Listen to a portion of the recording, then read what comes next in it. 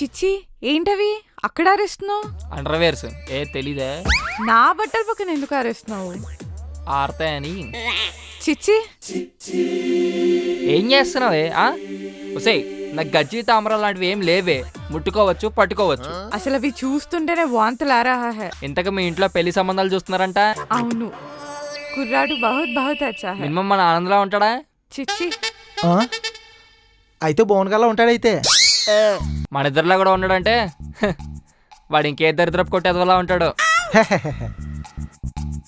ఇదిగో చూడండి. అమ్మాయిలకి అసలు టేస్ట్ లేదు మామ.